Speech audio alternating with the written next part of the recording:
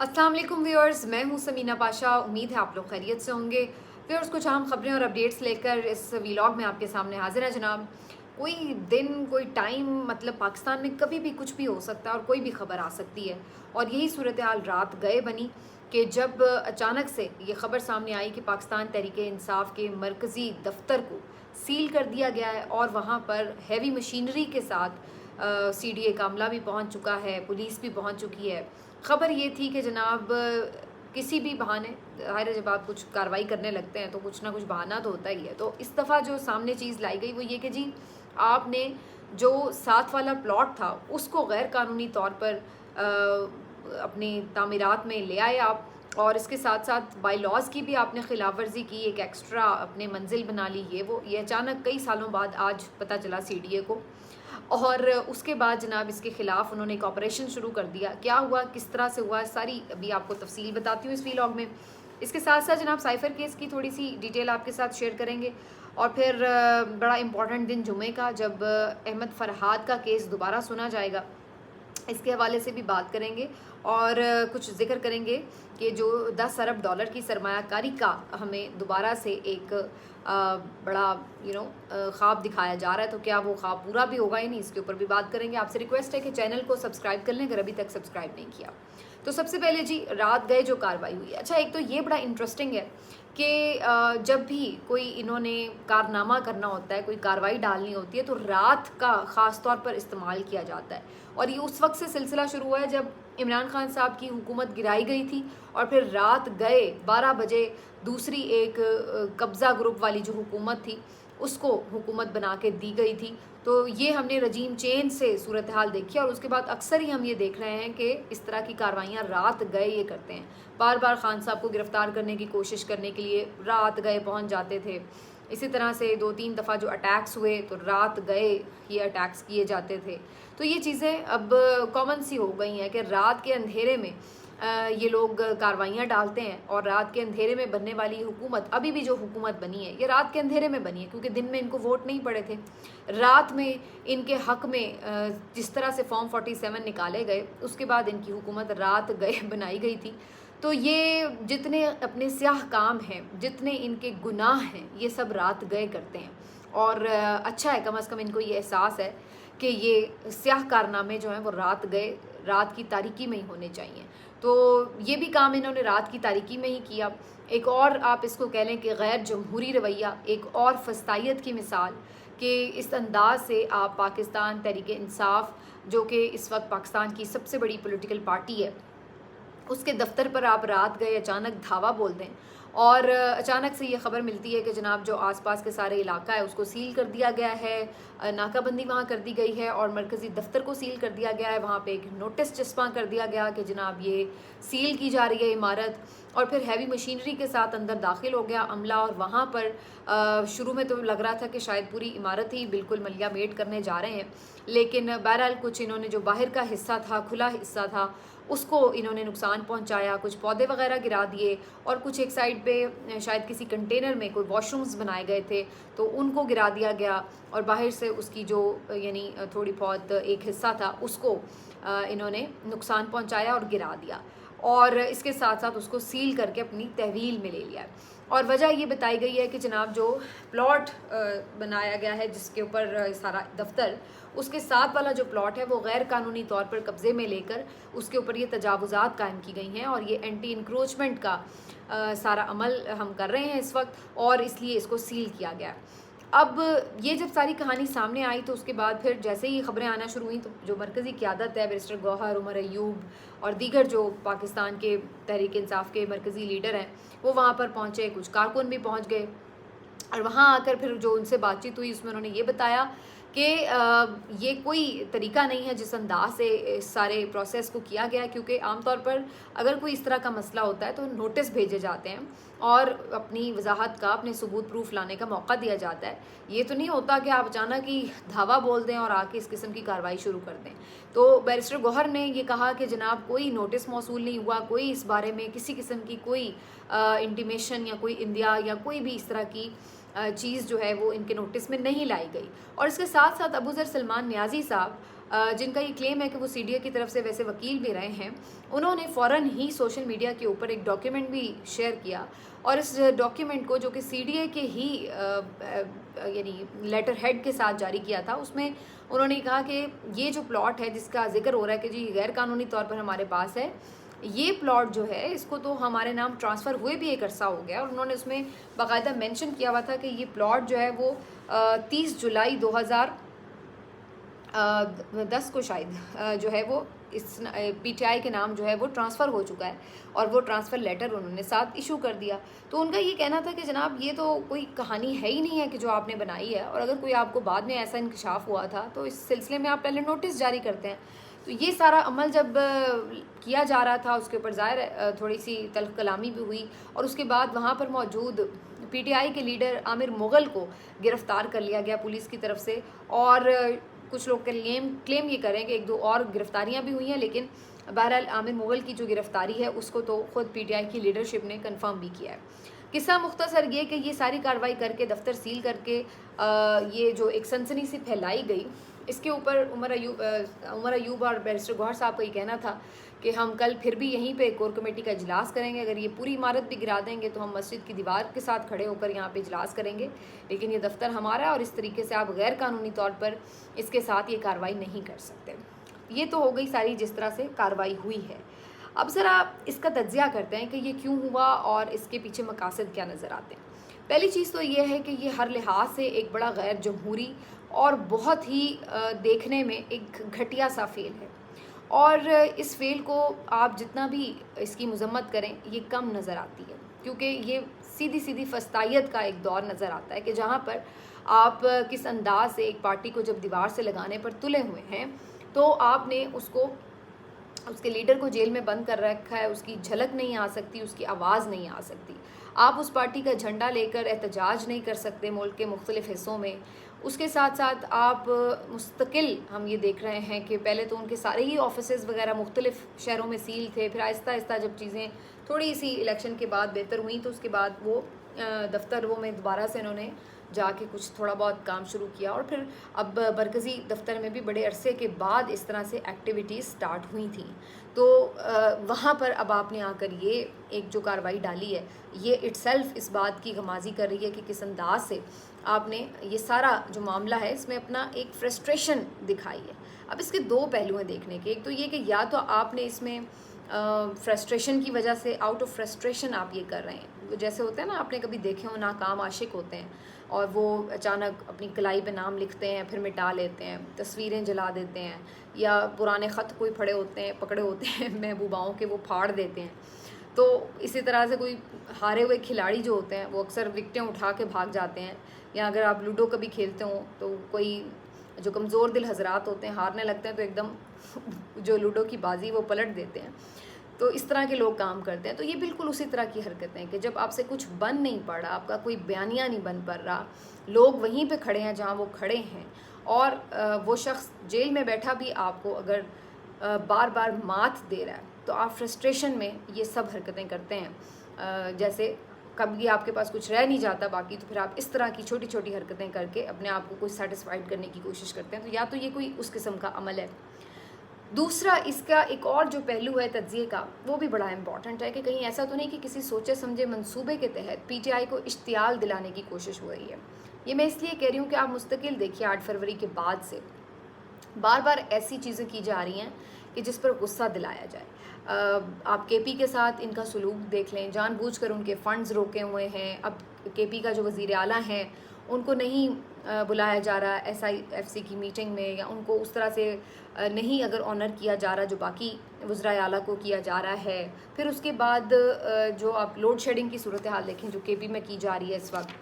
फिर उसके साथ साथ आप ये देखें कि रऊफ़ हसन साहब पे कल जो कातलाना अटैक हुआ है, आज के दिन ये धावा बोला है, तो ऐसे लग रहा है कि जानबूझकर ऐसी हरकतें की जा रही हैं कि जैसे इश्तियाल दिलाया जा रहा हो कि कोई ये बाहर निकलें, कोई मंसूबाबंदी के साथ एहतजाज करें और शायद उसको कहीं एक्सप्लॉइट करने की भी कोशिश का कोई प्लान हो कि कोई इस किस्म का दोबारा से इंतशार का वाक़या हो 9 मई टाइप, और जिसके बाद पीटीआई को दोबारा बैकफुट पे जाने पर मजबूर किया जा सके। क्योंकि 9 मई के बाद हमने यही देखा था, उससे पहले तक पीटीआई बिल्कुल डोमिनेट कर रही थी, लेकिन 9 मई के बाद फिर उन्हें काफ़ी बैकफुट पर जाना पड़ा, उनके लीडर्स को अंडरग्राउंड होना पड़ा या फिर जेलों में जाना पड़ा, पार्टी छोड़नी पड़ी, काफ़ी कुछ हमने फिर मुसलसल देखा। तो शायद कोई जानबूझ के ऐसा इवेंट क्रिएट करने की कोशिश हो रही है कि जिसमें बिल्कुल कोई ये गलती कर दें और उसके बाद फिर इसको पूरी तरह से एक्सप्लॉइट किया जाए और उसमें कोई एलिमेंट शामिल किया जाए। तो या ये बिल्कुल इस तरह का भी इसको देखा जा सकता है कि कोई इश्तियाल दिलाया जा रहा है, वरना रऊफ़ हसन को जिस अंदाज से निशाना बनाया गया, जिस अंदाज से आज की ये एक बिला इश्तियाल कार्रवाई थी जिसकी कोई ज़रूरत समझ नहीं आती, तो उसका क्या फिर और मकसद हो सकता है। तो ये दो पहलू हैं बड़े इंपॉर्टेंट, लेकिन ये भी इसमें देखना होगा कि ये जो इस वक्त चेयरमैन सीडी हैं अली रंधावा साहब, ये मोहसिन नकवी साहब के बड़े कोई ख़ास आदमी हैं और इनको स्पेशली पंजाब से जो है वो इधर इस्लामाबाद में लाए हैं वो, और ये वही हज़रत हैं कि जो मुख्तलिफ जिनके ऊपर इल्ज़ामात हैं कि जिस तरह से इलेक्शन रिगिंग में इन्होंने कोई हेल्प आउट किया है, फिर काफ़ी उनके क्लोज समझे जाते हैं, बड़ा यानी मोहसिन नकवी साहब इनको ट्रस्ट भी करते हैं। और ये अभी इस वक्त सीडीए के चेयरमैन हैं और जो रिपोर्टर रिपोर्ट कर रहे हैं कि इन्हीं के हुक्म पर ये जो सारा मामला है इसको इस तरीके से अमल में लाया गया। तो ये जी सारी सूरत हाल है, लेकिन जो भी वजह है, जो भी मकासद हैं, बहुत ही अफसोसनाक है। और अगेन वही बात है, कहा जाता है कि जी ये आराम से नहीं चलने दे रहे मुल्क को। हकीकत ये है कि जानबूझकर ऐसा फसाद रियासत की तरफ से क्रिएट किया जाता है कि उन्हें आराम से नहीं चलने दिया जाता। ये वो प्रॉब्लम है बेसिकली जो कि हमें इस वक्त नज़र आ रही है। अब साइफ़र केस को ही आप देख लीजिए कि जो कि तकरीबन 1-2 महीने पहले ही मेरे ख़्याल से ख़त्म हो चुका था, लेकिन उसको लटका लटका के यहाँ तक ले आए हैं। और आज के दिन भी ये कहा गया था कि जी समात ख़त्म हो जाएगी, लेकिन आज नई तौजी निकाल के ले आए जो कि सबसे पहली कोई आप समझ लें कि नुक्ता हो सकता था दलाइल का। आज प्रोसिक्यूटर साहब कह रहे हैं कि जनाब ये फेयर ट्रायल नहीं मिला तो लिहाजा रिमांड बैक कर दिया जाए। मतलब उनका कहना ये था कि इमरान खान को आप गिरफ़्तार रखें और उसके बाद नए सिरे से ट्रायल करें। हालांकि मैं आपको याद दिला दूं कि साइफ़र केस वही केस है कि जब इसका ट्रायल शुरू हुआ तो इसमें इतनी खामियां नज़र आने लगीं कि इंट्रा कोर्ट अपील दायर की गई, फिर हाई कोर्ट के फैसले के ऊपर नए सिरे से ट्रायल शुरू हुआ, फिर दोबारा वही मसाइल उसमें नज़र आए, फिर हाई कोर्ट ने दोबारा फ़ैसला दिया और 2 दफ़ा इसका ट्रायल हुआ और फिर तीसरी मरतबा में इसका कहीं ट्रायल मुकम्मल हुआ। लेकिन इसके बावजूद भी ये इतना नाक़िस ट्रायल था कानूनी तौर पर, तकनीकी तौर पर, कि सब उस वक्त भी बोलते रहे कि ये ट्रायल सही तौर पर नहीं अंजाम पाया, इसमें बहुत सारी मिस्टेक्स हैं। कंटेंट और मेरिट अपनी जगह, लेकिन जो एक प्रोसीजरल मिस्टेक्स होती हैं वो बहुत ज़्यादा है। और आज ये बात खुद, अब इनके पास चूँकि कोई और लॉजिक नहीं बची कि कैसे साइफ़र केस को मज़ीद लंबा खींचें, तो आज उनके प्रोसिक्यूटर साहब खुद मान गए कि जनाब जी हाँ, इस केस में फ़ेयर ट्रायल का मौका नहीं मिला, लिहाजा इसको रिमांड बैक कर दिया जाए। मतलब इसको नए सिरे से ज़ीरो पर ले जाएं, वहाँ से दोबारा स्टार्ट करें।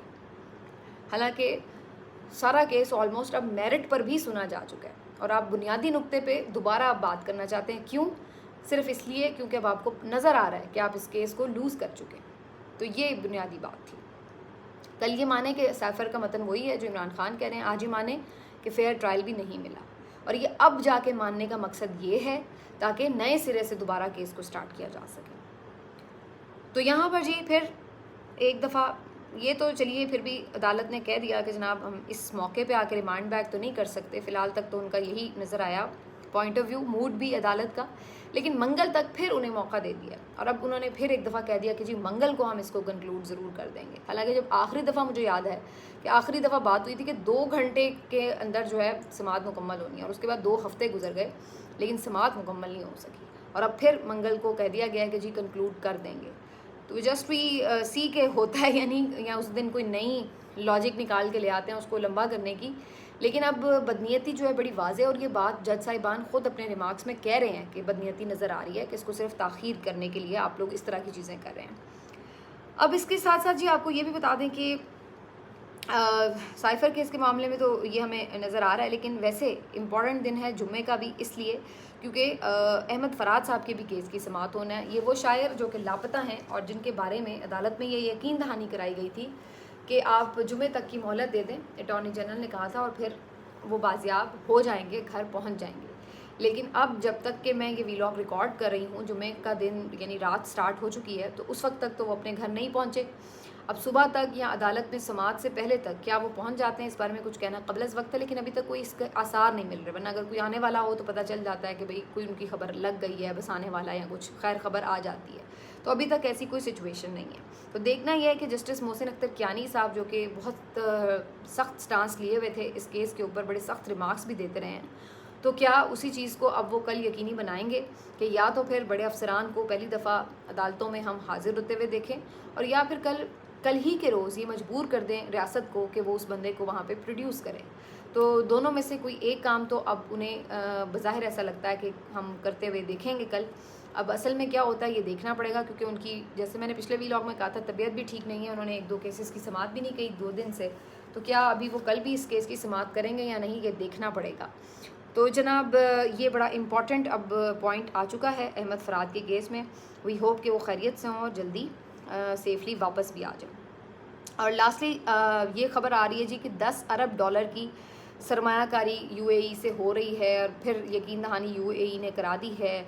और शहबाज शरीफ साहब वहाँ पे गए, और वैसे वहाँ पर जाने से पहले ईरान गए, और वहाँ पर उनकी ताज़ियत के लिए जाना था ईरानी सदर की, लेकिन वहाँ पर कुछ अजीब ही वैसे मनाजिर थे कि वो जो अता तारड़ साहब हैं वो अजीब तरीके से उनकी वीडियोस बना रहे हैं। भाई मतलब आप, कितना अजीब लगता है ना, आप कहीं अफसोस के लिए जाएं और वहाँ पर जाकर जो है आप आप जनाजा पड़ा हुआ है और वहाँ पर आप जाके वीडियो बना रहे हो इस तरह, तो बड़ा अजीब सा लगा। और फिर जो प्रोफेशनल कैमरा मैन है वो तो चुने बनाते हैं, मतलब आप वफ्द का हिस्सा हैं, आप वज़ीर हैं फॉर गॉड सेक, तो आप कोई शानी मूवी मेकर हैं कि जो आप साथ बैठ के जनाब इस तरह से बना रहे हैं। तो ये इन वज़ीरों के हाल हवाल हैं कि ये उधर, आप पंजाब में भी आपको कई इर्द गिर्द ऐसी नज़र आ जाती हैं, और इधर भी कि जनाब आप इस अंदाज से अपने वज़ीर आला या वज़ीर आज़म को खुश करने के लिए और इस किस्म की चीज़ें करते हैं, जो कि देखने में कोई दूसरे मुल्क वाले देख रहे होंगे तो क्या उन्हें लग रहा होगा कि यार वज़ीर का हाल चेक करो, ये वज़ीर है कि या कोई सामान उठाने वाला बंदा है साथ, कौन है ये, अजीब सा नहीं लगता। तो ये इस तरह के काम करते हैं। खैर वहाँ ईरान से जनाब ये पहुँच गए यूएई, वहाँ जाके कहने लगे कि मैं कशकोल तोड़ दिया है, अब हम भीख नहीं मांगेंगे, हमारे साथ तिजारत करें। तो वो इसलिए कशकोल टूटा कि कशकोल में कोई कुछ डाल नहीं रहा था, तो जब कोई ना डाल रहा हो तो फिर आप गुस्से में आके बाजू का तोड़ ही देते हैं कशकोल। चले अच्छी बात है, भीख तो हमें लेनी भी नहीं चाहिए। लेकिन उसके बाद फिर क्या, यही कि जी 10 अरब डॉलर की सरमायाकारी करने की यकीन दहानी करा दी, और उसको बड़ा सेलिब्रेट किया जा रहा है। बिल्कुल मैं भी इसको सेलिब्रेट करना चाहती हूँ। अल्लाह करे कि लोग हमारे मुल्क में इन्वेस्ट करें, हमारे मुल्क की मईशत बेहतर हो। हम तो दुआ गो हैं इस चीज़ के लिए, चाहे वो कोई भी करे। लेकिन सवाल यहाँ पर ये पैदा होता है कि इस तरह की यकीन दहानियाँ तो हम पिछले 2 साल से कई सुन चुके हैं।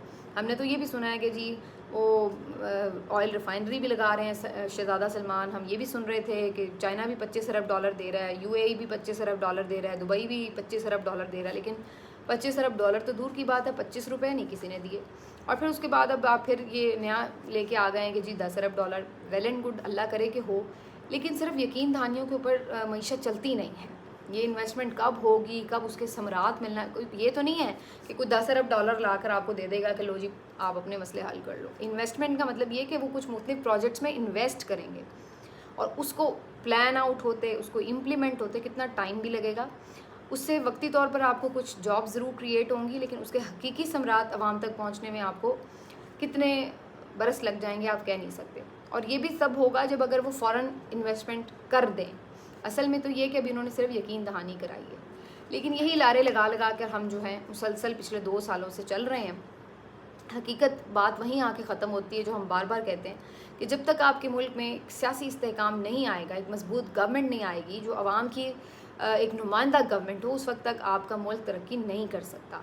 और आप दूसरी तरफ इस तरह की हरकतें करते हैं कि मुसलसल आवाम में एक इश्तियाल रखते हैं, मुसलसल जो सियासी जमातें हैं वो बेचैन रहती हैं, आप उनको सुकून नहीं लेने देते कि वो बार बार एहतजाज के लिए जो है वो सड़कों पर आएँ। भाई एक एहतजाज वो नहीं अभी कर रहे अगर पीटीआई वाले, तो आप उन्हें मजबूर कर रहे हैं कि वो एहतजाज के लिए आएँ। आज रऊफ़ हसन साहब इमरान खान साहब से मिले तो उन्होंने यही बात की कि वो बड़े अब मायूस हैं कि इस सिस्टम से नहीं कुछ मिलेगा उन्हें, तो इसलिए वो कह रहे हैं कि अब आप फ़ाइनल कॉल की तैयारी करें। और उन्होंने वाज़ेह तौर पर कहा है कि मियां असलम इकबाल हों, हमाद अज़हर हों, वो सामने पंजाब से लीड करेंगे, रुपोशी ख़त्म करेंगे। अगर वो गिरफ़्तार होते हैं तो अलग बात है, लेकिन अगर उन्हें गायब किया जाता है और कोई ज़बरदस्ती स्टेटमेंट दिलवाया जाता है तो वो तो कोई नहीं मानेगा। और इसी तरीके से उन्होंने कहा है कि फ़िलहाल मुराद सईद को उन्होंने रोका है कि अभी आप ना आएँ, क्योंकि आपके लिए अभी सिक्योरिटी उस तरह की नहीं है कि जिस पर हम ट्रस्ट कर सकें। लेकिन अब जो मुस्तकिल लोग मिल के आए हैं खान साहब से, वो ये बता रहे हैं कि इमरान खान साहब भी अब अपने सब्र का दामन जो है वो आहिस्ता आहिस्ता हाथ से छोड़ रहे हैं। वो कह रहे हैं कि हमने मुल्क की खातिर अभी तक एहतजाज या उस तरह की कॉल्स नहीं दी, जिसमें बहुत से PTI के खुद वर्कर्स भी मुस्तकिल अब डिसअपॉइंट हो रहे थे। उन्हें लग रहा था कि शायद ये वाली क़यादत जो है ये इस मामले में कोई सुस्ती दिखा रही है।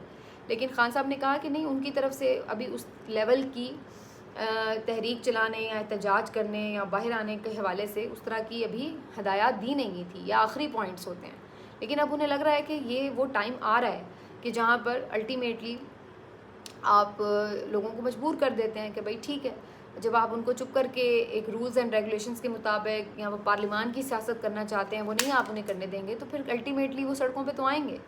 तो ये अब बिला वजह की पंगेबाजी है जो हुकूमत ने की है, और हुकूमत के साथ जो लोग भी मौजूद हैं उन्होंने की है। अब उसके बाद अगर वो एहतजाज करते हैं तो फिर ये कहते हैं कि जी ये इंतशारी टोला है, ये सड़कों पर एहतजाज करता है और मुल्क में सरमायाकारी नहीं आने देता। मिलते हैं आपसे अगले वीलॉग में, अपना ख्याल रखिए, अल्लाह हाफ़िज़।